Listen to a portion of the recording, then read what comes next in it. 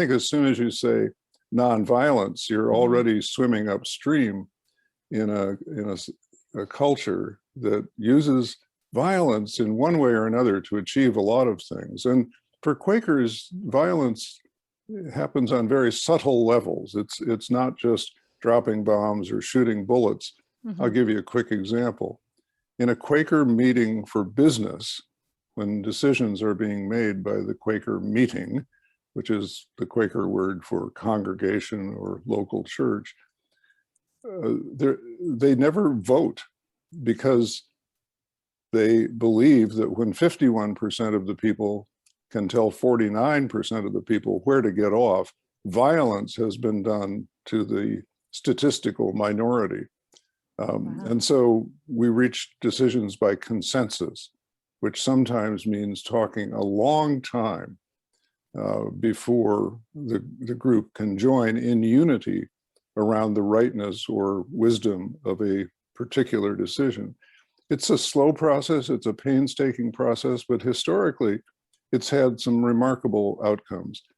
For example, and just to give one example, Quakers were the first religious community in the United States to agree to free their slaves. And that happened 80 years before the Civil War was fought.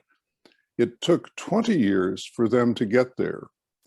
But when people say, gosh, that's a slow process, I always say, well, how about getting 80 years ahead of the Civil War to take corrective action against America's original sin of enslaving other human beings.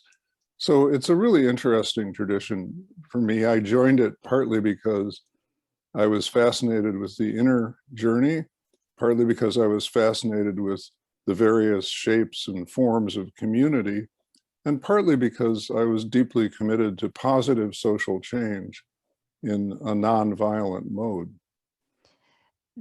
The nonviolent piece speaks to me hugely, and I love the idea that everyone has an inner light, because for me, I grew up agnostic. I grew up without a religion, and I've observed religions from the outside for most of my life, and seen, and I sometimes feel very frustrated with the idea of original sin, that this is like badness, this original badness inside. And so I'm very drawn to the idea instead that everyone has an original light inside. I do truly believe that. I mean, again, I guess my term for that would be like everybody has a Buddha nature inside, but this idea of nonviolence and taking that into your life, and it sounds very simple, right? Like nonviolence, yeah, sure, great, but you're right. Like nonviolence is weaved into our culture in so many ways.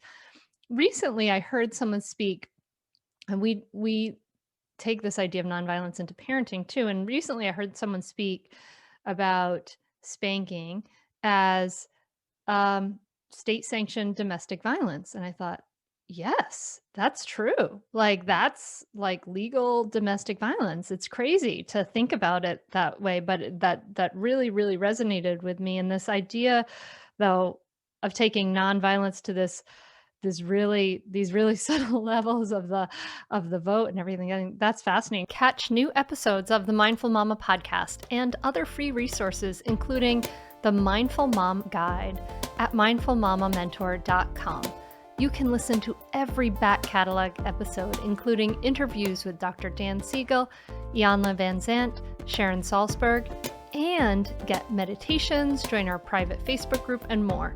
Go to mindfulmamamentor.com now. I'll see you there.